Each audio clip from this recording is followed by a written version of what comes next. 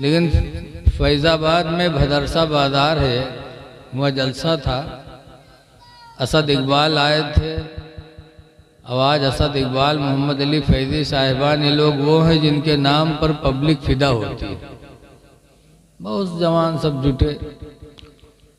ابو اسد اقبال جب نعت شروع کی تو نبی نبی نبی نبی لگ بھگ 250 مرتبہ کہیں، سننے والے عاجز آئے گے، وہ کھڑے ہو کے کہنے کہ آگے یاد ہے کہ اتنا یاد ہے تم کو، کہ آگے بھی کچھ کہو گے؟ تو اب کیا ہے، بہت اچھی چیز ہے، لیکن جب آپ حد سے آگے بڑھ گئے تو وہی چیز اب غلط ہو جاتی ہے۔ ہر چیز کا اللہ تعالیٰ نے ایک حد مقرر کیا، ایسے ہی ہے لبیک یا رسول اللہ۔ لبیک کا مطلب سمجھے آپ؟ اللہ کے رسول میں آپ کی جناب میں حاضر ہوں، ادب کے ساتھ حاضر ہوں میں، سر جھکا ہونا چاہیے۔ اب اسی کو اتنی مرتبہ کہنا، اب جاڑا اتنا ہے، سب ہاتھ بٹورے بیٹھے ہم کہتے ہاتھ اٹھاؤ ہاتھ اٹھاؤ، ہاتھ اٹھائے کونو ثواب تھوڑو ہے۔ آپ خاموشی سے بارگاہ رسالت میں حاضری کا تصور کر کے کہیے لبیک یا رسول اللہ، یا رسول اللہ میں حاضر ہوں، میرا دل و دماغ آپ پر حاضر ہے۔ جیسے کہ اعلیٰ حضرت فاضل بریلوی رضی اللہ تعالیٰ عنہ کہ ابا اماں جب حج کے لیے جا رہے تھے، اعلیٰ حضرت بھیجنے گئے بمبئی،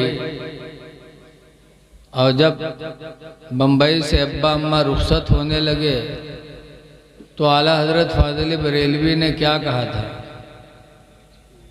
جانو دل ہوش و خرد سب تو مدینہ پہنچے، جانو دل ہوش و خرد سب تو مدینہ پہنچے، تم نہیں چلتے رضا سارا تو سامان گیا، تم نہیں چلتے رضا سارا تو سامان گیا۔ تو بڑا اچھا جملہ ہے لبیک یا رسول اللہ، لیکن اس میں دل و دماغ سب اللہ اور رسول کی طرف متوجہ ہو جانا چاہیے۔ ماشاءاللہ اب جس کو جانا ہے چلا جائے، چونکہ رات کافی ہو چکی ہے، اور جس کو ہمت ہو بیٹھے۔ اللہ تعالیٰ قرآن میں فرماتا ہے وَاصْبِرْ نَفْسَكَ، تم اپنے آپ کو روکو، مَعَ الَّذِينَ يَدْعُونَ رَبَّهُمْ بِالْغَدَاةِ وَالْعَشِيِّ، ان کے پاس بیٹھو جو صبح و شام اپنے رب کو پکارا کرتے ہیں۔ یدعون ربہم بالغداۃ والعشی، ان کے پاس بیٹھو، اللہ فرماتا ہے وَاصْبِرْ نَفْسَكَ، ان کے پاس بیٹھو، الذین یدعون ربہم بالغداۃ والعشی، جو صبح شام اپنے رب کو پکارا کرتے ہیں۔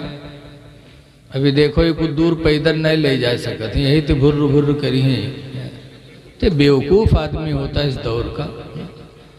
نبی کی محفل کا کوئی لحاظ نہیں، ارے تھوڑی دور پیدل لے کے جاؤ، ادھر اپنا اسٹارٹ کرو۔ ان کے پاس بیٹھو جو صبح و شام اپنے رب کو یاد کرتے ہیں۔ کس لیے یاد کرتے ہیں؟ دیکھو اللہ کو یاد کرنا بھی دو طرح سے ہے۔ کچھ لوگ تو اس لیے یاد کرتے ہیں کہ اللہ ہم سے راضی ہو جائے، اور کچھ لوگ اس لیے یاد کرتے تاکہ دوسرے دیکھیں کہ ہاں یہ بہت پرہیزگار ہے۔ جیسے کچھ ہیں تسبیح کے دانہ چلا کری اور باتوں کیا کری ہیں، تسبیح چلاوا کری ہیں اسے اسے اور باتوں کیا کری ہیں۔ ان کا مقصد یہ نہیں کہ اللہ راضی ہو، ان کا مقصد ہے کہ لوگ دیکھیں کہ یہ بہت پرہیزگار ہے۔ تو اللہ قرآن میں فرماتا ہے یریدون وجہہ، ان کے پاس بیٹھو جو صبح و شام اپنے رب کو راضی کرنے کے ارادے سے اپنے رب کو پکارا کرتے ہیں۔ وَلَا تَعْدُ عَيْنَاكَ عَنْهُمْ، اور ان سے اپنے نگاہوں کو ہٹاؤ نہ، ان سے نگاہ نہ ہٹاؤ۔ جو صبح شام رب کو پکارتے ہیں ان کے پاس بیٹھو، ان کو دیکھو۔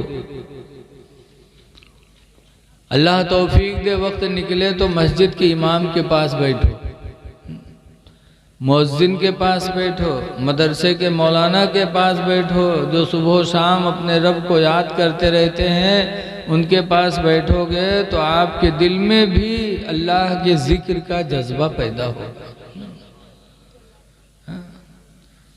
لیکن آج آدمی صبح اٹھے تو پہنچ جائے پردھان محارم دلالی کرے کھاتے، کوٹے دار کے ہوں بیٹھے، ادھر کی ادھر، ادھر کی ادھر کیا کری ہیں۔ پہیے کا آخر میں یہاں کہوں ایک تو بیڑی، ایک بیڑی کھاتی ادھر کی ادھر۔ اللہ تعالیٰ قرآن کریم میں فرماتا وَيْلٌ لِّكُلِّ ہُمَزَةٍ لُمَزَةٍ، ہلاکت ہے، بربادی ہے لگائی بجھائی کرنے والے کے لیے، لگائی بجھائی کرنے والے کے لیے ہلاکت و بربادی ہے۔ تم ایک بیڑی کے لیے پردھان کے دروازے پہ لگائی بجھائی کرنے جا رہے۔ ارے اللہ ٹائم ملے، ٹائم دے تو نیک لوگوں کی صحبت میں بیٹھو، صحبت کا بڑا اثر ہوتا ہے۔ حضرت نوح علیہ السلام کا لڑکا تھا، پیغمبر کا لڑکا، اور 950 سال حضرت نوح علیہ السلام نے تقریر کیا۔ کتنے سال کیا؟ 950 برس۔ لیکن ان کا لڑکا برے لوگوں کے پاس بیٹھتا تھا تو نوح علیہ السلام کی ہدایت اس کے کام نہ آئی اور وہ ایمان نہ لا پایا، کیونکہ صحبت غلط تھی۔ اس لیے اچھی جگہ پر بیٹھو، اپنی بیٹھک بدلو۔ دیکھیے حضرت عمر فاروق اعظم رضی اللہ تعالیٰ عنہ کے زمانے میں ایک شخص پکڑا گیا۔ حضرت عمر نے اسے اسلام کی دعوت دی۔ اس نے کہا اسلام تو نہیں قبول کروں گا، تو کہا پھر تمہیں قتل کیا جائے گا، تو کہا قتل کر دو، لیکن اسلام نہیں قبول کر سکتا۔ وہ جان دینے کے لیے تیار ہو گیا۔ تو ایک صحابی اٹھے اور انہوں نے کہا امیر المومنین اس کو میرے ساتھ تھوڑے دن کے لیے کر دیجئے، بڑا خوبصورت جوان ہے، میرے حوالے کر دیجئے۔ صحابی نے اس نوجوان کو اپنے ساتھ لے لیا، اور 40 دن کا زمانہ بھی نہیں گزرا تھا کہ وہ خود کہنے لگا مجھے امیر المومنین کے دربار میں لے کے چلو، میں اسلام قبول کروں گا۔ خود آیا اور خود اسلام کو قبول کیا۔ دیکھو یہی سب ہوتا ہے جب آدمی تھک جاتا ہے نا تو پھر کھڑبڑ کھڑبڑ ہونے لگتا ہے۔ ارے آئے ہو تو تھوڑی دیر بیٹھ جاؤ بھیا، جاگنا ہے جاگ لو افلاک کے سائے تلے، جاگنا ہے جاگ لو افلاک کے سائے تلے، حشر تک سونا پڑے گا خاک کے سائے تلے۔ سن لو۔ تو خود سے کہنے لگا مجھے لے چلو امیر المومنین عمر کے پاس، میں اسلام قبول کروں گا۔ خود آیا اور اسلام کو قبول کیا۔ پہلے جان دینے کے لیے تیار تھا، اسلام قبول کرنے کے لیے تیار نہیں تھا، لیکن ایک صحابی کی صحبت مل گئی تو صحبت کا ایسا اثر پڑا کہ خود بخود اسلام قبول کرنے کے لیے امیر المومنین کی بارگاہ میں آ گیا۔ تو اے لوگوں صحبت اچھی کرو۔ جواری شرابی کے پاس بیٹھو گے تو شراب کی عادت پڑے گی۔ اللہ کو یاد کرنے والے کے پاس بیٹھو گے تو اللہ کے یاد کرنے کا جذبہ آپ کے دل میں پیدا ہوگا۔ دیکھو اللہ کے نبی فرماتے ہیں بلغوا عنی ولو آیا، کہ میری طرف سے تبلیغ کرو ولو بلغوا انی میری طرف سے تبلیغ کرو ولو آیا اگرچہ ایک مسئلہ ہی تم کو معلوم ہو، ایک آیت معلوم ہو، ایک مسئلہ معلوم ہو تو دوسرے تک پہنچاؤ۔ یہ جلسہ تبلیغ کا ذریعہ ہے، اسی سے دین پھیلتا ہے، دین کی باتیں لوگوں تک پہنچائی جاتی ہیں۔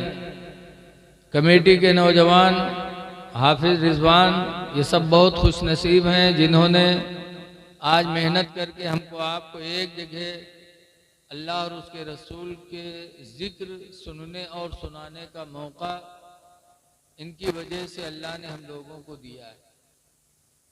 تو اس لیے تھوڑی دیر بیٹھو، ہماری ماں بہنیں بھی بیٹھی ہیں، بچیاں بیٹھی ہیں۔ حدیث پاک میں عن ابی سعید الخدری، ای کو بند کر دو بھیا، حضرت ابو سعید خدری سے روایت ہے، قال خرج رسول اللہ صلی اللہ علیہ وسلم فی اضحیٰ فطر الی المصلی، حضور عیدیہ بقرہ عید کے دن عیدگاہ نکلے، فمر علی النساء، تو عورتوں کے پاس سے گزرے۔ حضور کے زمانے میں عورتیں بھی عیدگاہ نماز پڑھنے جاتی تھی، مرد بھی جاتے تھے، مسجدوں میں بھی دونوں لوگ جاتے تھے۔ بعد میں جب لوگوں کے دل بگڑ گئے، فتنہ پیدا ہونے لگا، تو حضرت عمر کے زمانے میں عورتوں کا جانا بند ہو گیا۔ پتہ چلا حالات کے وجہ سے بھی مسائل بدل جاتے ہیں، حالات سے بھی مسائل بدلتے رہتے ہیں۔ حضور کے زمانے میں وہ حالت نہیں تھی، حضرت ابو بکر کے زمانے میں حالت نہیں تھی، تو عورتیں جاتی تھی مسجد میں، مردوں کے ساتھ نماز پڑھتی تھیں۔ لیکن حضرت عمر کے زمانے میں لوگوں کے دل بگڑنے لگے تو حضرت عمر نے منع کر دیا۔ بہرحال حضور مسجد عیدگاہ پہنچے، فمر علی النساء، تو عورتوں کے پاس گزرے، فقال یا معشر النساء، تو حضور نے فرمایا اے عورتوں کی گروہ، تصدقنا، تم سب صدقہ کیا کرو، صدقہ کرو، انی رأیتکن اکثر اہل النار، اس لیے کہ میں نے تم لوگوں کو جہنم میں زیادہ دیکھا، تم لوگوں کو جہنم میں نے زیادہ دیکھا، اس لیے صدقہ کرو۔ قلنا وبما یا رسول اللہ، عورتوں نے کہا اللہ کے رسول ایسا کیوں، مرد کم عورتیں زیادہ؟ تو حضور نے فرمایا نمبر 1 پر تکفرن العشیرہ، تم شوہروں کی نافرمانی کرتی ہو، شوہروں کی نافرمانی تم کو جہنم میں لے کے جائے گی۔ اور دوسرے نمبر پر سرکار فرماتے وَتَكَثُّرُنَ اللَّعْنَا، اور تم بد دعائیں زیادہ کرتی ہو، بد دعا کی وجہ سے ہماری ماں بہن بیٹیاں جہنم میں جائیں گی۔ کسی کو بد دعا نہیں کرنا چاہیے۔ رسول اللہ صلی اللہ علیہ وسلم طائف گئے اور جیسے ہی اعلان کیا لا الہ الا اللہ، تو لوگوں نے پتھر برسائے۔ ابھی حافظ ثناء الرحمن صاحب پڑھ رہے تھے تو لوگ روپیہ برسا رہے تھے۔ اللہ کے رسول نے اللہ کی وحدانیت کا اعلان کیا تو پتھر برسے، اتنے پتھر مارے کہ سرکار کی پنڈلیاں زخمی ہو گئیں، اور اتنا خون گرا کہ سرکار کے جوتے خون سے بھر گئے۔ جب سرکار بیٹھ گئے تو لوگوں نے پھر اٹھایا، پھر پتھر مارے، پھر بیٹھ گئے۔ ایسے موقع پر لوگوں نے جو ساتھ میں تھے ان لوگوں نے کہا کہ اللہ کے رسول ادعو علی المشرکین، مشرکین پر بد دعا کر دو ہلاک ہو جائیں۔ ایسے موقع پر بھی میرے نبی نے بد دعا نہیں مانگی، بلکہ حدیث میں حضور نے اپنے ہاتھ پھیلا اور دعا مانگی، اللہم یہدی قومی، اے اللہ میری قوم کو ہدایت دے دے۔ بد دعا نہیں کی ایسے حالت میں بھی۔ اسی لیے 1400 سال گزر گئے، آج بھی ممبروں پہ کہا جاتا سلام اس پر کی جس نے بادشاہی میں فقیری کی، سلام اس پر کہ جس نے بادشاہی میں فقیری کی، اور سلام اس پر کہ جس نے گالیاں سن کر دعائیں دی۔ تو بد دعا نہ کرو۔ آج ہماری ماں بہن بد دعا میں آگے ہیں۔ لڑکے نے غلطی کر دیا تو فوراً کہیں مر نہیں جاتا، مرد سے خوش تو کہیں تم تو ہمارا راجہ ہو، تم تو ہمارا دل کے ٹکڑا ہو، اور تنک گہوں گڑبڑان بکاہت ہی پرکھن کٹوا کہوں کچر کے مر نہیں جاتے کہ منہ دیکھے روزی نہ ہو، فوراً بد دعا کرتی ہوں۔ اے میری ماں بہنوں بچیوں، بد دعائیں نہ کرو، تمہارے نبی نے بد دعا نہیں کی ہے، عجیب بد دعا۔ میں یار ویسے اٹھ کے جا رہے ہوں، اسے میں چائے لایا ہوں یہاں۔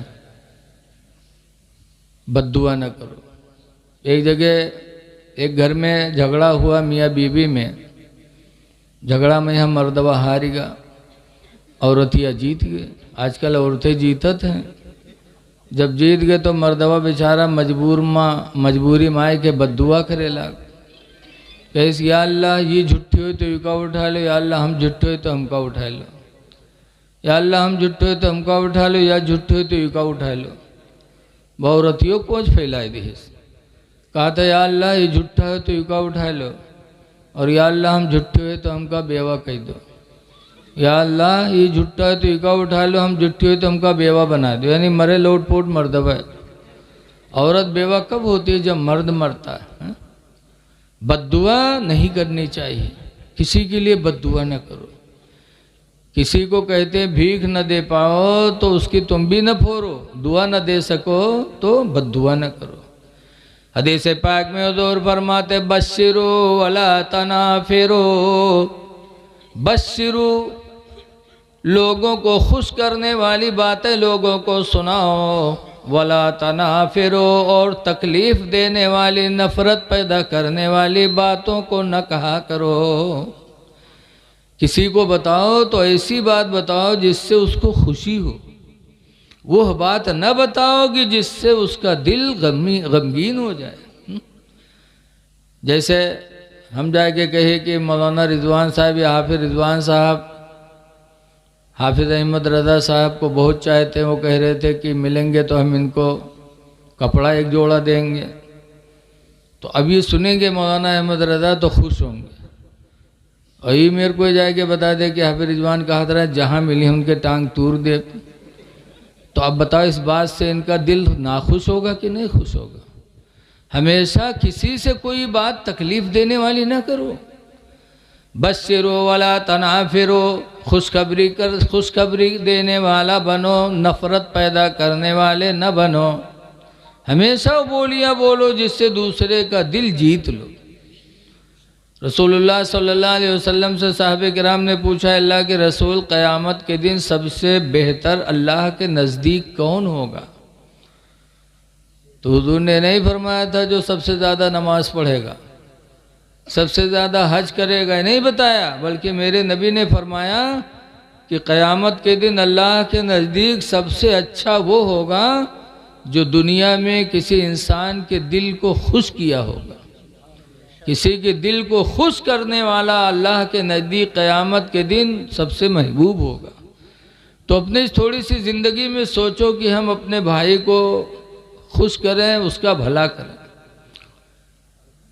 رسول اللہ صلی اللہ علیہ وسلم کی زندگی ہمارے آپ کے لیے نمونے عمل ہے۔ حضور فرماتے ہیں میری طرف سے تبلیغ کرو، اور جب تبلیغ کے لیے صحابہ کو بھیجتے تھے تو کیا کہتے تھے؟ بلغوا فی لسانہم، اے میرے صحابہ جا رہے ہو جس قوم میں تبلیغ کرنے تو اسی قوم کی زبان میں تبلیغ کرنا تاکہ تمہاری تبلیغ فائدہ دے سکے۔ جس قوم میں جانا اسی قوم کی بولی میں بولنا۔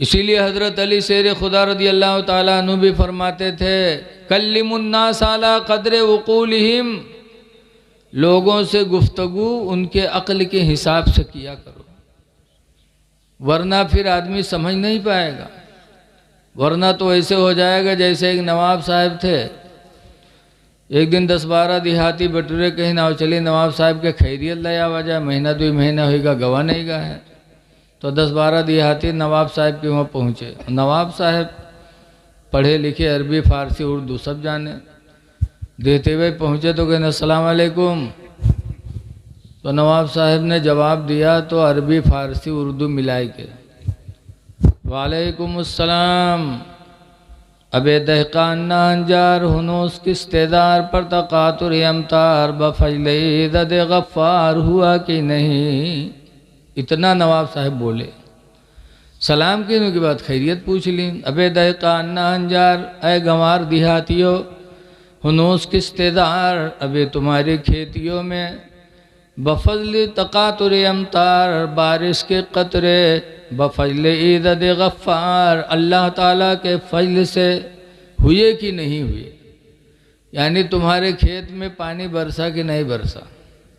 اگر ایسے پوچھ لیتی تو دیہتی ہوئے بتائی دیتی ہاں یا نہ ہی، لیکن اوکا نواب صاحب عربی فارسی میں ملائی کے بولے وعلیکم السلام ابے دہقان نانجار ہنوس کے استدار پر تقاطر امتار بفعل عدد غفار ہوا کہ نہیں، تو دیہتے ہوئے کہیں نہ چلیے بھی میاں صاحب قرآن شریف پڑھتے ہیں، چلیے وہ بیچارے بٹور کے بھاگ گئے، کہیں نبی قرآن پڑھت، تو بولی وہ بولنا چاہیے جو اگلا آدمی سمجھ سکے، ایسی بولی نہیں بولنا چاہیے جس سے اپنی بات سامنے والا سمجھے نا۔ اللہ کے رسول صلی اللہ علیہ وسلم حدیث پاک میں فرماتے ہیں من صلی الصلوات الخمسہ، جس نے 5 گانا نماز پڑھی، ودعا للوالدین، اور اپنے ماں باپ کے لیے دعائیں مانگی، نماز پڑھی اور نماز کے بعد ماں باپ کے لیے دعا کیا۔ کیسے دعا؟ اللہ نے قرآن میں کر کے بتایا کہ نماز کے بعد تم مجھ سے کہو رب ارحمہما، اے میرے پروردگار ان دونوں پر تو رحم فرما، کما ربیانی صغیرا، جیسے میرے بچپن میں دونوں میرے اوپر مہربانی کیا کرتے تھے۔ تو نماز پڑھا، نماز کے بعد جس نے ماں باپ کے لیے دعائیں مانگی تو سرکار فرماتے ہیں فقد ادى حق اللہ، تو اس نے اللہ کے حق کو ادا کر دیا، وحق والدیہ، اور اپنے ماں باپ کے حق کو بھی ادا کر دیا۔ اللہ کا حق بھی ادا ہو گیا، ماں باپ کا حق بھی ادا ہو گیا، اس لیے کہ ہمارے تمہارے پیدا ہونے میں خدا کا بھی ہم پر احسان ہے اور ماں باپ کا بھی احسان ہے۔ تو اس لیے اے لوگوں، نماز کے بعد دعا مانگو تو ماں باپ کے لیے، لیکن اب ایک رسم چل گئی ہے، نانپارا راجہ مسجد میں ہم دیکھتے ہیں جیسے امام صاحب سلام پھیرتے ہیں ویسے لوگ اٹھ کے چلنے لگتے ہیں، دعا نہیں مانگتے، جبکہ حدیث پاک میں حضور فرماتے ہیں دعا مخ العبادہ، دعا عبادت کا مغز ہے، دعا کرنا چاہیے۔ تو نماز بعد دعا مانگو اپنے والدین کے لیے، لیکن آج اپنے والدین کے لیے لوگ دعا نہیں مانگتے۔ مولانا ابو نور بشیر نے سچی حکایت میں لکھا ہے کہ حضرت عیسیٰ علیہ السلام کے زمانے میں ایک آدمی دعا مانگتا تھا تو وہ کی دعا ایک کو نہیں قبول ہوئے، اور عیسیٰ علیہ السلام اندھا جاتا دعا کر دیتے، اندھا کو آنکھ آ جاتی، کوڑھی جاتا دعا کرتے اس کا کوڑھ چلا جاتا۔ تو اس نے کہا عیسیٰ پیغمبر آپ جو دعا کرتے ہو اللہ قبول کر لیتا، ہماری تو زندگی گزر گئی، ایک دعا بھی اللہ نے قبول نہیں کیا، آپ میرے لیے بھی وسیلہ بن جاؤ کہ اللہ میری دعاؤں کو بھی قبول کر لے۔ عیسیٰ علیہ السلام نے دعا مانگی، یا اللہ تیرا فلاں بندہ تجھ سے لو لگا کر دعا کرتا ہے، الہی اپنے بندے کی دعا کو قبول کر لے۔ تو اللہ نے فرمایا عیسیٰ جا کے اس سے کہہ دو اس کی 3 دعائیں میں قبول کر لوں گا، جو مانگنا ہو مانگ لے۔ عیسیٰ علیہ السلام نے سنا تو آ کے اس سے بتایا کہ اللہ تیری 3 دعا قبول کرنے کے لیے راضی ہے، مانگ لے جو مانگنا ہو۔ جب وہ سنی اس کی ہماری 3 دعا قبول ہوئی ہاتھ اٹھے نمبر 1 پر کہ یا اللہ ہماری بیوی کو چاند کی طرح چمکدار بنا دے۔ سب سے پہلے کا مہروا یاد ہے، نہ روزی نہ صحت نہ آخرت، کچھ نہیں، سب سے پہلے مہروا۔ اللہ کا وعدہ ہو چکا تھا، اس کی بیوی کو چمکدار بنا دیا، لیکن عادت اس کی بگڑ گئی۔ اب دونوں میاں تو میں ہوئے لگ، اور تو میں ہوتے ہوتے 2-4 دن کے بعد دونوں میں بول چال بند ہو گئی۔ آج کوئی معاملہ گھر میں ہوتا تو مہرون کے منہ پہلے پھولت ہے، بولنا بند۔ اس نے بولنا بند کر دیا۔ 1 دن گزرا، 2 دن گزرا، 4 دن گزرا، وہ بولبے نہیں کر رہے۔ تو یہ سوچی سی یار ہے تو خوبصورت، لیکن جب بولے چال نہیں ہے تو اس سے فائدہ کہا ہے؟ ایسی عورت سے بن عورت بہتر۔ وہ جانت رہے دعا ہمار باقی ہیں، بجلال ماں اٹھائے ساتھ کہے سی یا اللہ اس کو کتیا بنا دے۔ اللہ کا وعدہ ہو چکا تھا، وہ عورت کتیا ہو گئی، اور جب کتیا ہو گئی تو کتیا پردم تھورو رہا تھا، نکل پڑی گھر سے۔ اب کوئی کے گھر میں جب گھسے روٹی بوٹی چورا میں ماری جائے تو پوں چلائے، تو ابھی کا بڑا غم ہوئے، یا اللہ یہ ہم کہا کہ بیٹھے، اور لڑکوں روئے کہیں ابا ہم لوگ اماں کی کا کہیے، تو یہ پریشان کہیں سی یار نئے بول چال رہا ہے، لیکن لڑکون تو دیکھت رہا ہے، گھر تو دیکھت رہا ہے۔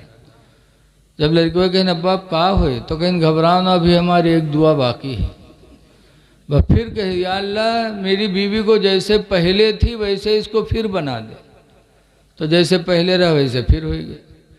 3 دعا قبولیت کا موقع اللہ نے دیا، اور تینوں دعا کے یہاں لوٹ پوٹ مہروی میں لگائی دی۔ ماں باپ نہیں یاد آیا؟ اے لوگوں ماں باپ کے لیے دعائیں کرو، آخرت کے لیے دعا کرو۔ حضرت عمر فاروق اعظم رضی اللہ تعالیٰ عنہ ہمیشہ دعا مانگا کرتے تھے۔ نمبر 1 پر دعا مانگا کرتے تھے اللہم ارزقنی شہادتاً فی سبیلک، یا اللہ اپنی راہ میں مجھے تو شہادت عطا فرما دے۔ شہادت کی تمنا کرتے تھے، اور صحابہ میں کیسے کیسے شہید کی شہادت کی تمنا کرنے والے تھے۔ ایک لنگڑا صحابی تھے، لنگڑے، حضرت عمرو بن جموح۔ اللہ کی راہ میں شہادت کا جذبہ پیدا ہوا تو گھر سے نکلے اور دعا مانگی، یا اللہ تیری راہ میں جا رہا ہوں جہاد کرنے، یا اللہ تو مجھے گھر دوبارہ زندہ واپس نہ کرنا۔ یہ دعا مانگی، یا اللہ دوبارہ گھر آنا مجھے نصیب نہ ہو۔ لنگڑے صحابی تھے اور چلے گئے میدان جنگ میں۔ ان کے لڑکا دیکھیں تو کہیں ہاں ہم لوگ جوان ہٹھے کٹھے ودے ابا لنگڑے ہیں، وہ چلے گئے جہاد میں، اور یہ کہہ کے گئے یا اللہ گھر دوبارہ آنا نصیب نہ ہو، اور ہم جوان ہو کے گھر میں بیٹھے رہے۔ ایسی زندگی سے موت بہتر ہے۔ تو ان کے لڑکے بھی باپ کو دیکھ کر میدان جہاد چلے گئے۔ عمرو بن جموح لنگڑے تھے لیکن کود کود کر جہاد کر رہے تھے۔ اللہ کی مرضی کی کچھ دیر کے بعد وہ شہید ہو گئے۔ جب شہید ہو گئے تو عمرو بن جموح کی لاش گھوڑے پہ رکھی گئی کہ مدینے میں دفن کیا جائے گا۔ لاش رکھے گئے، گھوڑے کو مدینے کی طرف ہانکا جاتا تھا، لیکن مدینے کی طرف گھوڑا منہ نہیں کرتا، کبھی ادھر کبھی ادھر۔ حضور نے حضرت عمرو بن جموح کی بیوی سے پوچھا کہ کیا عمرو بن جموح آئے تھے تو کوئی کچھ کہے تھے؟ کہا یا رسول اللہ جب جنگ میں چلے تھے تب انہوں نے دعا مانگی تھی کہ یا اللہ دوبارہ گھر آنا نصیب نہ ہو۔ حضور نے فرمایا عمرو بن جموح کی دعا قبول ہو گئی، اسی لیے گھوڑا مدینہ نہیں جا رہا ہے، ان کی مدفن کی جگہ یہی جگہ ہوگی، دفن کیے گئے۔ یہ صحابہ کے اندر جذبہ تھا۔ آج ہم دعا مانگتے ہیں تو کیسی دعا مانگتے ہیں، اللہ ہی رحم کرے۔ اس لیے لوگوں نمازیں پڑھو اور ماں باپ کے لیے دعائیں مانگو، بڑا احسان ہے ماں باپ کا۔ لیکن آج افسوس ہے کہ ہم پیر صاحب کو تو مانتے ہیں لیکن ابا اماں کو نہیں مانتے۔ مدینہ منورہ میں ایک صحابی بارگاہ نبی میں حاضر ہو کے کہتے ہیں انی نذرت ان اقبل عقبۃ الکعبہ، اے اللہ کے رسول میں نے منت مانی تھی کہ میں کعبہ کی چوکھٹ چوموں گا۔ حضور نے فرمایا تو جاؤ۔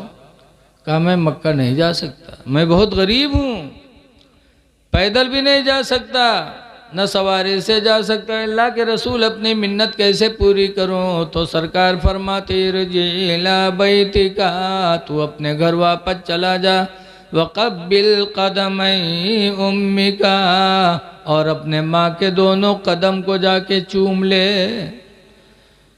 اللہ تیری منت پوری کر دے گا۔ عرض کرتے اللہ کے رسول میری ماں زندہ نہیں ہے۔ تو حضور نے فرمایا اگر زندہ نہیں ہے قبل قبرہا، تو ماں کی قبر کو جا کے چوم لے، اللہ تعالیٰ تیری منت پوری فرما دے گا۔ کہتے یا رسول اللہ صلی اللہ علیہ وسلم میں ماں کی قبر بھی نہیں جانتا۔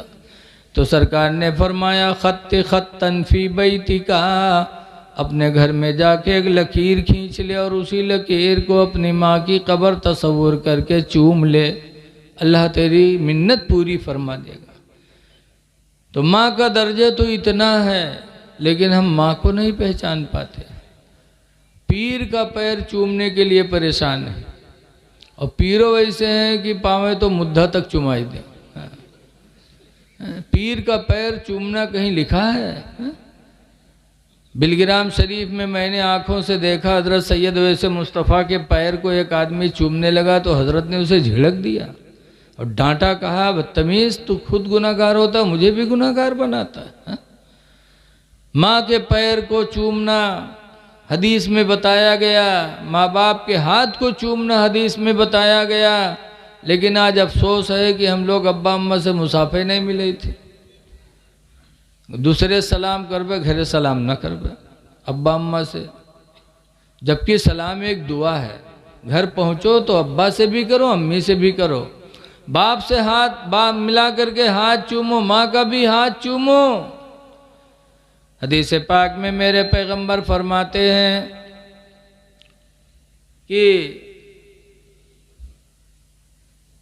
جب گھر میں پہنچو تو کہو السلام علیکم، تو اس کا مطلب ہے کہ تم سلامت رہو۔ جب ہم سلام کرتے ہیں کسی سے تو یہ دعا ہے، دعا کہ تم سلامت رہو، تو ہم دوسروں کو دعا دیں اور اپنے ماں باپ کو نہ دیں۔ ماں باپ سے نہ کہہ پائیں السلام علیکم، اپنی بیوی سے نہ کہہ پائیں السلام علیکم۔ اے لوگوں، گھروں میں سلام کا رواج پیدا کرو۔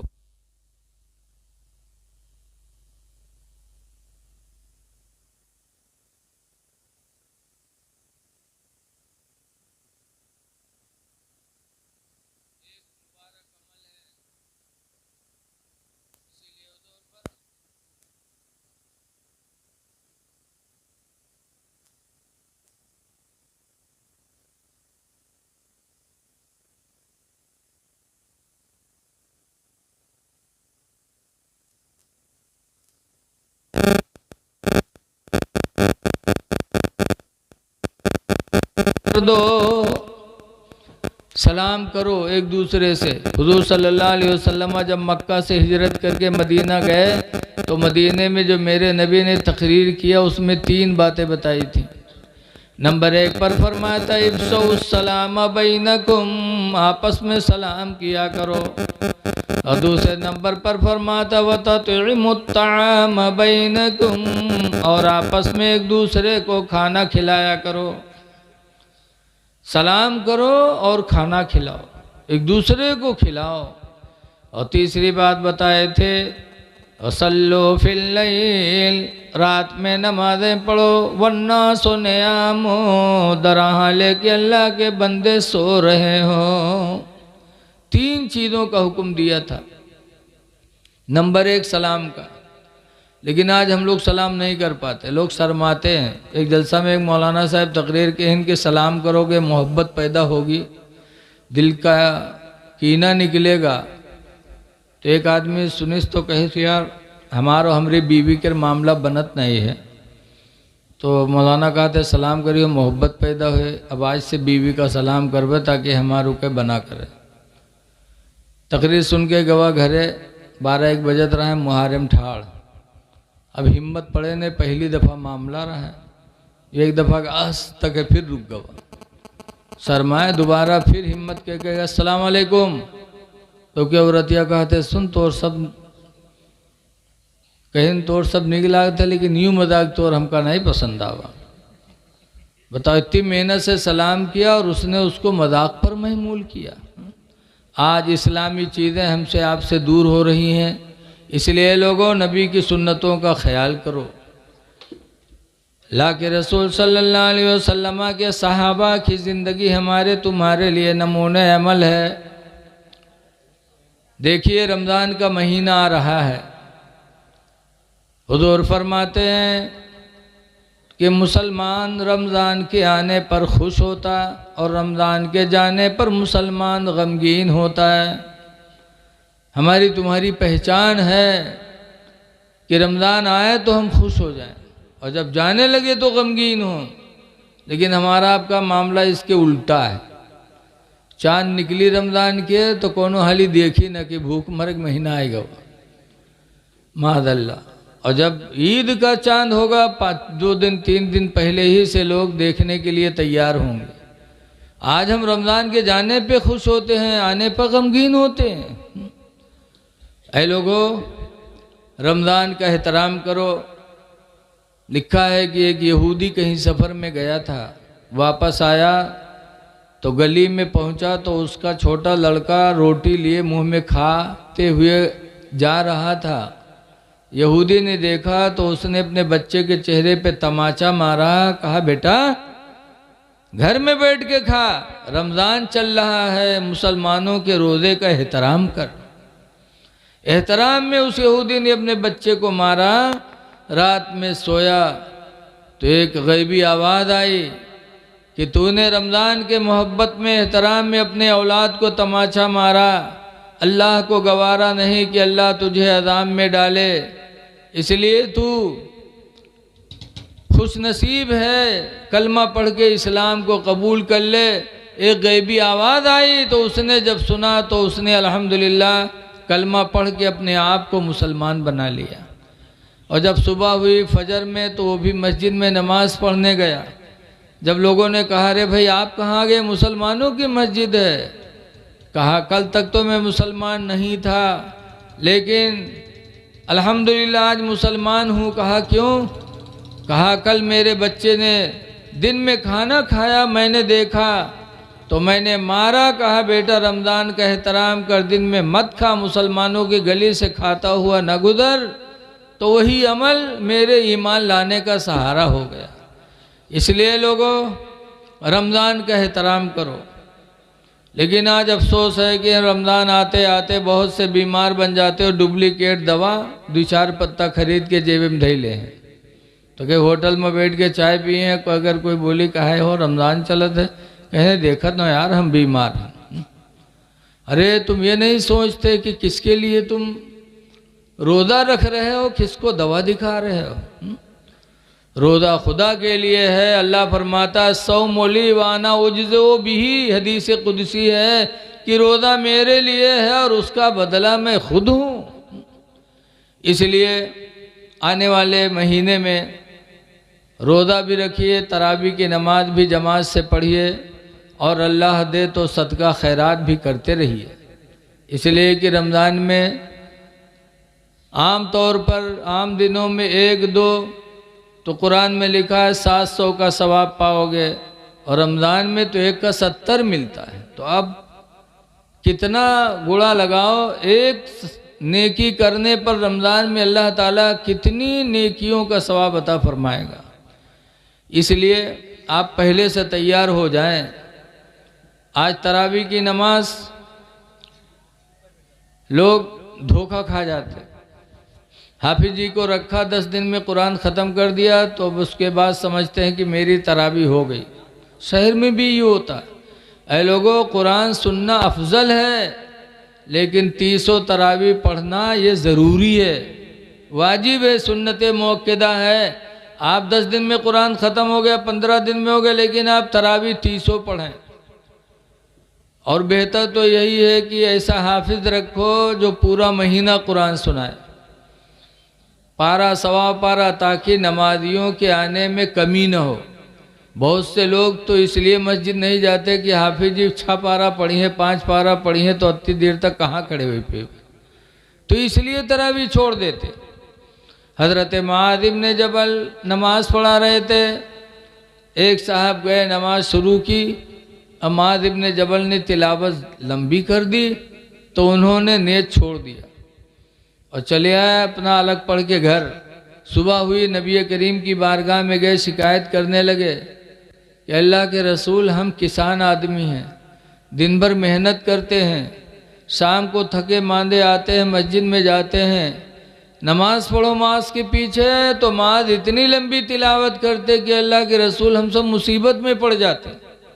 تو حضور نے معاذ کو بلایا، کہا معاذ تم فتین ہو، فتنہ پیدا کرتے ہو، جب تمہارے پیچھے نماز پڑھنے والے رہیں تو ان کا تم خیال رکھو، مختصر تلاوت کرو، تمہارے پیچھے ہو سکتا ہے کوئی بوڑھا ہو سکتا ہے تمہارے پیچھے کوئی بیمار ہو سکتا ہے تمہارے پیچھے کوئی حاجت مند ہو، تو اے معاذ جب تم امام بنو تو تھوڑی سی تلاوت کرو، اور جب تم تنہا نماز پڑھو تو تمہاری مرضی جتنا چاہو اتنی لمبی قرات کرو۔ پتہ چلا کہ امام کو نماز پڑھانے کے وقت اس چیز کا دھیان دینا چاہیے کہ ہمارے مقتدیوں پر کوئی تکلیف تو نہیں ہو رہی ہے۔ رسول اللہ صلی اللہ علیہ وسلم نے ایک بڑا اعلان فرمایا کہ میرا دل چاہتا ہے کہ اذان ہو، مسجد نبوی میں جماعت ہو اور ہم بستیوں میں آگ لگا دیں، لیکن میں اس لیے رک جاتا ہوں کہ مجھے بوڑھوں کا خیال آ جاتا ہے کہ بوڑھے نماز میں نہیں آ پائے ہیں، چھوٹے بچوں کا خیال آ جاتا، بیماروں کا خیال آ جاتا۔ اگر مجھے بوڑھے چھوٹے بچے بیماروں کا خیال نہ آتا تو جو مسجد میں جماعت سے نماز پڑھنے نہیں آئے ہیں میرا دل چاہتا ہے کہ ان کے گھروں میں آگ لگا کے انہیں جلا دوں۔ پتہ چلا کہ میرے نبی نے ہر موقع پر سب کا خیال فرمایا ہے، اس لیے ہم کو آپ کو بھی خیال کرنا چاہیے، ایک دوسرے کے ساتھ اچھا برتاؤ کرنا چاہیے۔ ہم میں آپ کے مومن کی پہچان کیا ہے؟ سرکار فرماتے من کانا منکم مومنا، تم میں کا جو مومن ہو مسلمان ہو، فَلْيَكْرِمْ ضَيْفَهُ، تو چاہیے کہ اپنے مہمان کی عزت کرے، وَلَا يُؤْذِ جَارَهُ، اور اپنے پڑوسی کو تکلیف نہ پہنچائے۔ مسلمان کی پہچان ہے کہ اپنے پڑوسی کو تکلیف نہ دو۔ اب پڑوسی چاہے ہندو ہو چاہے مسلمان ہو، کسی کو تکلیف نہ دو۔ اگر پڑوسی بیمار ہے تو اس کی عیادت کرو، دیکھنے جاؤ، اس کے لیے دعائیں مانگو۔ حدیث پاک میں ہے کہ قیامت کے دن ایک آدمی اللہ تعالیٰ کے سامنے حاضر ہوگا تو اللہ تعالیٰ اس سے نظر رحمت موڑ لے گا، تو اللہ فرمائے گا اے پروردگار میں نے روزے رکھے، نمازیں پڑھی، اور تو ہم سے اپنی نظر کو پھیر رہا ہے۔ تو اللہ فرمائے گا اے میرے بندے میں بیمار پڑا تھا تم مجھے دیکھنے نہیں آئے؟ تو کہے گا اللہ تو کب بیمار ہوا؟ تو اللہ فرمائے گا تیرا فلاں پڑوسی بیمار تھا تو دیکھنے نہیں گیا، اگر دیکھنے جاتا تو میں اپنے بیمار بندے کے پاس موجود تھا، وہاں میری تیری ملاقات ہو جاتی، لیکن تو میرے بندے کو تو دیکھنے نہیں گیا۔ پتہ چلا کہ جب کوئی انسان اپنے پڑوسی کی عیادت کرنے جاتا ہے تو وہاں خدا سے ملاقات ہوتی ہے۔ پڑوسی کی عیادت کرو، لیکن آئے لوگ دیکھے جاتے ہیں تو کون میر جیتے جات کہیں کہ ہاں یہ تو سکھائے گا، ہاں یہ کہ تو کھونے نہیں رہے گا، یہ بات کرے چاہیے، اس سے تو اور بیمار کی بیماری بڑھ جائے گی، ایسی بات نہیں بولنی چاہیے۔ حدیث پاک ہے، حضرت ام سلمہ روایت کرتی ہیں، ان ام سلمہ قالت قال رسول اللہ، ام سلمہ سرکار کی بیوی کہتی ہیں کہ حضور نے ارشاد فرمایا اذا حضر احدکم المریض بالمیت، جب تم میں سے کوئی کسی بیمار کے پاس جائے یا کسی جنازے میں جائے، فَلْيَقُولُوا خَيْرًا، فَلْيَقُلْ خَيْرًا، تو چاہیے کہ وہ اچھی بولی بولے، لِأَنَّ الْمَلَائِكَةَ يُؤْمِنُونَ، اس لیے کہ بیمار اور مردے کے پاس جب کوئی دعا مانگتا ہے تو وہاں فرشتے ہوتے ہیں جو تمہاری دعاؤں پر آمین کہا کرتے ہیں۔ تو جب بیمار کے پاس جاؤ کہو تو یا اللہ اس کو شفا دے دے، فرشتے آمین کہہ دیں گے، تمہارے بھائی کا بھلا ہو جائے گا۔ میت کے پاس جاؤ دیکھو تو کہو یا اللہ اس کی مغفرت فرما دے، فرشتے آمین کہہ دیں گے، تمہارا بھائی بخش دیا جائے گا۔ لیکن آج ایسا نہیں ہو پاتا۔ مولانا ابو نور بشیر اپنی کتاب میں لکھتے ہیں، ایک بہر رہا بہرا ایک گاؤں میں راحت رہا، گاؤں میں ایک آدمی بیمار بھا تو سب کا دیکھے جائیں، لیکن وہ بہروا نہیں جائے۔ سوچے ہم کہا جائے یار کہیں بے کچھ کہیں کچھ تو نہیں گوا، لیکن وہ جو بیمار تھا ہفتہ گزر گیا اور اس کی بیماری بڑھتی ہی جا رہی تھی۔ تو بہروا سوچے اس کے علاوہ چلے جائیں، نہیں تو کہیں دیکھو سب آئے لیکن بہروا نہیں آوا۔ تو بہروا چلا گوا دیکھا، جب گوا تو رستہ میں سوچی سمجھائی تھے، 3 بات اسے کر بے تھے کہ چلے ہی بے۔ پہلی بات پوچھ بے کہ کیا حال ہے، تو کہیں بے کری ہاں ٹھیک ہے، تو ہم کو بھی الحمدللہ بہت اچھی بات ہے۔ دوسرا سوال کریں گے کھاتے کیا ہو، تو سیب انار موسمی یہی سب بتائی، یہی سب بیمار کھاتے ہیں، تو ہم کہیں بے بہت اچھی غذا کھاتے رہو تندرست ہو جاؤ گے۔ تیسرا سوال کریں گے کس ڈاکٹر کا علاج چل رہا ہے، تو کسی اچھے ہی ڈاکٹر کا نام بتائے گا تو میں کہوں گا بہت اچھا ڈاکٹر، علاج کرتے رہو ٹھیک ہو جاؤ گے، اس کے بعد چلا آؤں گا۔ یہ سب سوچ سانچ کے بہرا ہوا پہنچا، گوا سلام کے السلام علیکم، وعلیکم السلام، اس نے کہا، پھر بہرا کہا تھا کیا حال ہے، تو پریشان بہت رہا، کہا تھے مری تھے اور کیا حال ہے، تو بہرا کہا تھے الحمدللہ بہت اچھی بات ہے۔ اب وہ بہیر آدمی کو کہا جانے کا کہے، اب وہ جو بیمار رہا بیچارہ تڑپ اٹھا کہ ہائے اللہ کہاں دشمن آئے گا، ہم کہتے مری تھے، وہ کہتے بہت اچھی بات، لیکن بہر سے کہا مطلب بہر فوراً دوسرا سوال کہ ان کھاتے کیا ہیں، تو غصہ ہو ہی چکا تھا، تو غصے میں کہتا آپ کا اب غصے میں کہا زہر کھاتا ہوں، کیا کھاتا ہوں، بہرا کہتے بہت اچھے غذا کھاتے رہو تندرست ہو جاؤ گے۔ اب اور غصہ، لیکن بہر سے کوئی مطلب نہیں، بہر فوراً تیسرا سوال کیے کہ کون ڈاکٹر کا علاج چل رہا ہے، تو کہا تھا آپ ڈاکٹر ہیں، ملک الموت ہے کہ ڈاکٹر ہے، کہتے بہت اچھا ڈاکٹر، علاج کرتے رہو ٹھیک ہو جاؤ گے۔ یہ کہہ کے چلا آیا۔ بہر سوچتا تھا کہ میرا پڑوسی ہم سے خوش ہو گیا، اور پڑوسی تڑپ رہا تھا یا اللہ کہاں کا دشمن آیا جو زخم میں نمک لگا کے چلا گیا۔ اس لیے لوگوں پڑوسیوں کا خیال رکھو، پڑوسی چاہے ہندو ہو چاہے مسلمان ہو، بیمار ہو تو عیادت کرو، بھوکا ہو تو کھانا کھلا دو۔ ہمارے بزرگوں نے ہندو مسلم نہیں دیکھا، ہمارے بزرگوں نے انسانیت دیکھی، انسانیت۔ اسی لیے حضرت امام اعظم ابو حنیفہ کے پڑوسی میں ایک یہودی تھا، یہودی حضرت امام اعظم کو پریشان کرتا رہتا تھا، لیکن امام اعظم صبر کرتے رہتے تھے۔ اللہ کی مرضی کہ وہ یہودی کو جیل ہو گئی۔ حضرت امام اعظم ابو حنیفہ نے ایک ہفتہ اسے نہیں دیکھا، تو لوگوں سے پوچھا کہ اے لوگوں میرا پڑوسی یہودی کہاں ہے، تو لوگوں نے کہا کہ وہ تو جیل میں ہے۔ حضرت امام اعظم ابو حنیفہ نے جیسے اپنے پڑوسی کے بارے میں سنا کہ میرا پڑوسی جیل میں ہے، فوراً کوفہ کے گورنر کے پاس گئے اور کہنے لگے کہ میرا پڑوسی، تمہارے دروغہ نے میرے پڑوسی کو جیل میں ڈال دیا ہے، میں رہائی کے لیے آیا ہوں، میرے پڑوسی کو رہا کیا جائے۔ کوفہ کے گورنر نے فوراً دستخط کیا پروانے پہ، امام اعظم کو دیا، امام اعظم جیل لے گئے، جیلر کو دیا، جیلر نے اس یہودی کو نکالا، کہا جا مسلمانوں کے امام تیری رہائی کا پروانہ لے کے آئے ہیں۔ تب وہ یہودی رویا تھا، کہا تھا ہائے افسوس، 1 ہفتہ ہو گیا جیل میں ہوں، میرا کوئی دوست نہیں آیا، میرا کوئی بھائی نہیں آیا، میرا کوئی رشتہ دار نکالنے نہیں آیا، آئے میرے رہائی کے لیے تو مسلمانوں کے امام آئے جن کو میں نے زندگی بھر ستایا۔ کہنے لگا اے امام اعظم خدا کی قسم آج مجھے یقین ہو گیا کہ اسلام سب سے سچا مذہب ہے، اور اسلام کے ماننے والے بھی بڑے سچے ہوتے ہیں۔ فوراً وہ یہودی کلمہ پڑھا لا الہ الا اللہ محمد الرسول اللہ۔ امام اعظم ابو حنیفہ کی سیرت دیکھ کر کے اسے ایمان کی دولت نصیب ہو گئی۔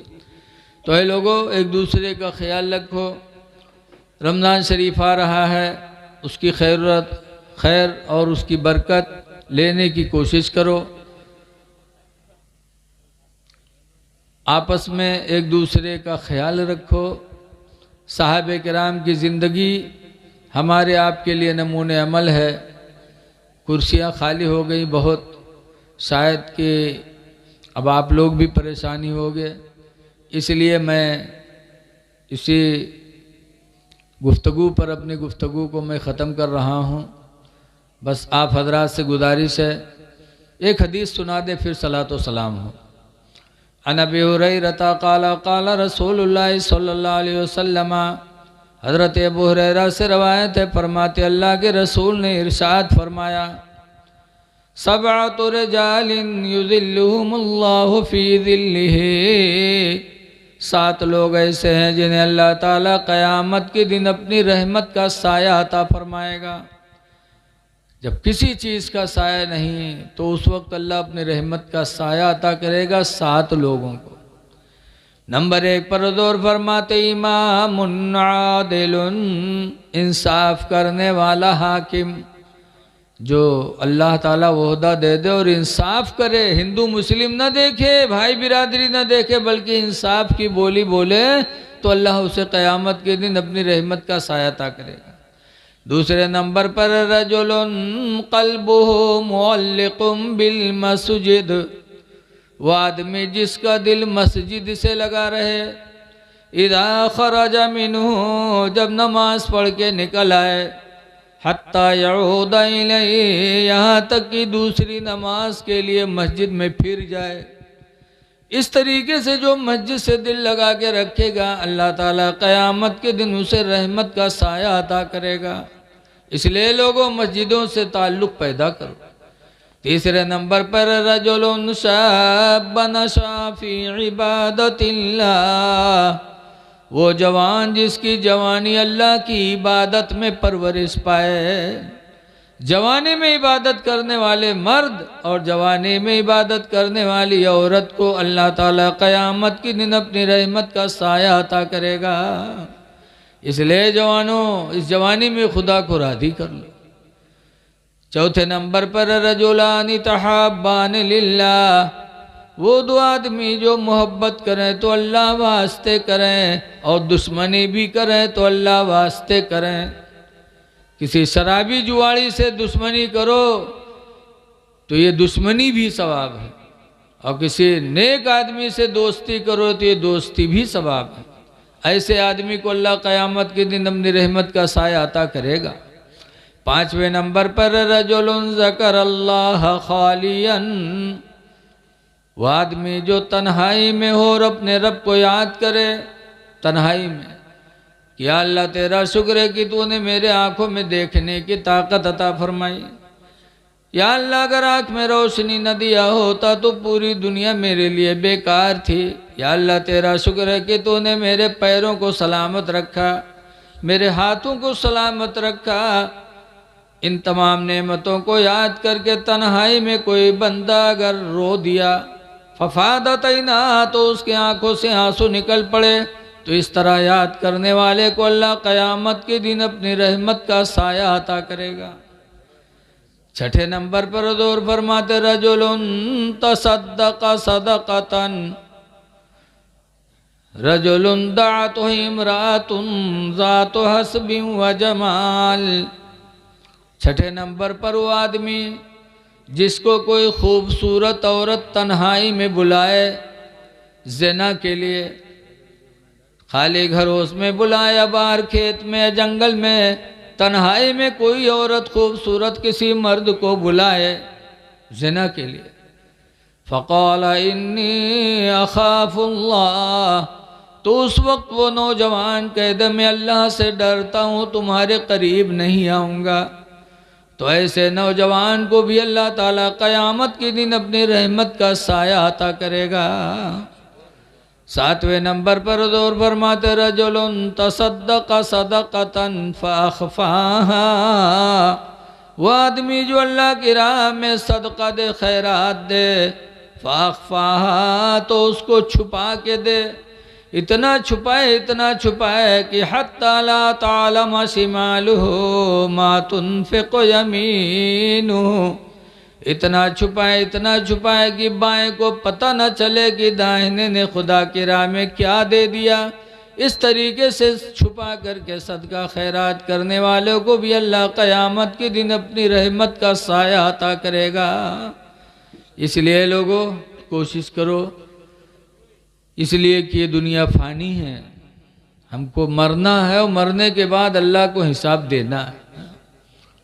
اسی لیے حضور مفتی نان پارہ علیہ رحمہ کہا کرتے تھے، ہمیشہ کے لیے رہنا نہیں اس دار فانی میں، ہمیشہ کے لیے رہنا نہیں اس دار فانی میں، کچھ اچھے کام کر لو 4 دن کی زندگانی میں، اور جو جیتے ہو تو اس دنیا میں کوئی کام کر جاؤ، جو جیتے ہو تو اس دنیا میں کوئی کام کر جاؤ، خدا توفیق دے تو خدمت اسلام کر جاؤ۔ اللہ توفیق دے۔ مدرسہ اور مسجد کا خیال رکھیے۔ حضرت عمر فاروق اعظم نے اپنی زندگی میں 4000 مسجدیں و مدرسے بنوائے تھے، اس لیے صحابہ کو ان سے لگاؤ تھا۔ ہم اور آپ بھی اپنے مدارس اور مساجد کو قطعاً نہ بھولیں۔ دعا ہے کہ اللہ تعالیٰ اس محفل کو قبول فرمائے، اور جو کچھ کہا گیا اس پر ہم سب کو اللہ عمل کی توفیق عطا فرمائے۔ کھڑے ہو جائیے، صلاۃ و سلام پڑھ لیں۔